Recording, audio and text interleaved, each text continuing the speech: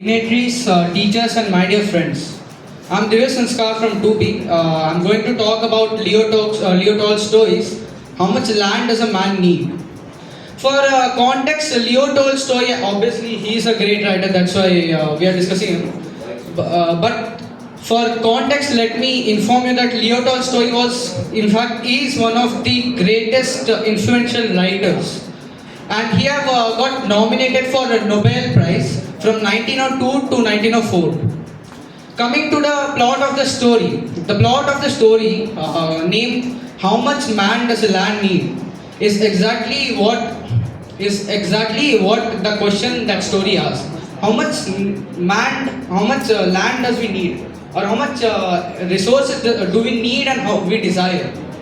The story starts with the debate of two sisters from the debating about town and villages. The life of town anxious, fast and comfortable, but the village is monotonous, slow, yet they are hardworking.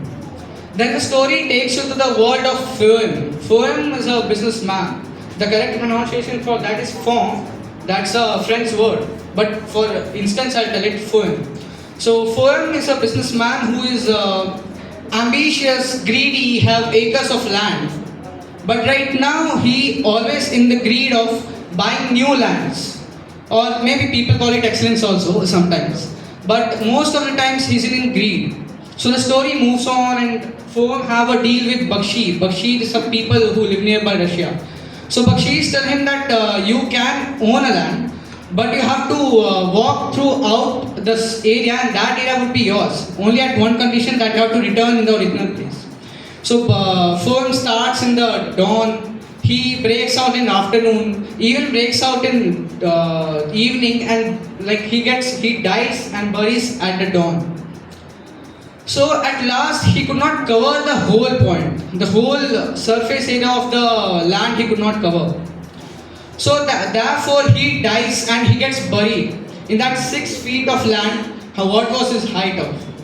So at last, what I learned from the story, that we humans tend to have that greed and excellence, and we justify our sacrifices of now to the present, to the tomorrow, which we assume that tomorrow will be very good, and that's why we don't do our best today.